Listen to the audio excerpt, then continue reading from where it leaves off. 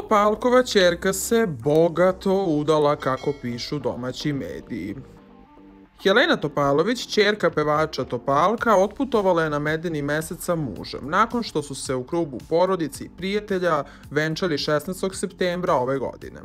Kako navode domaći mediji, Helena uživa na Sejšelima, u jednom od najskupljih hotela gde je noćenje sa doručkom u apartmanu za 2 osobe oko 500 evra.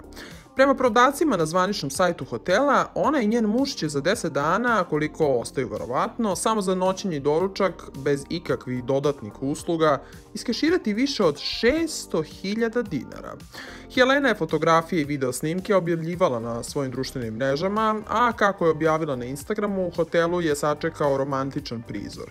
Latice crvenih ruža na krevetu i dekoracija svuda po sobi. Ma ne, nije uopšte kliše. Inače, za vas koji niste upućeni u ljubavni život Topalkove ćerke, ona je rekla da svom izabraniku Draganu, a rešila je da svoje venčanje sakrije što više od medija.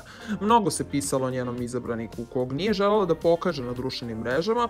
Ljudi su pisali da je mnogo stariji od nje i da je već oženjen, a ona je stala na put komentarima pa je objavila jednu fotku sa njim i napisala: "Dobro jutro od mene i mog matorog muža koji ima 34 godine. Vi kako ste?"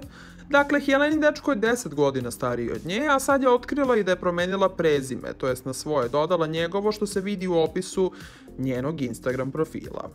Toliko me boli mozak od ovih informacija dok ovo pričam i toliko me boli mozak od ljubavnog života Topalkove ćerke, ali ko će ga znati, možda nekog od vas ovo zaista zanima.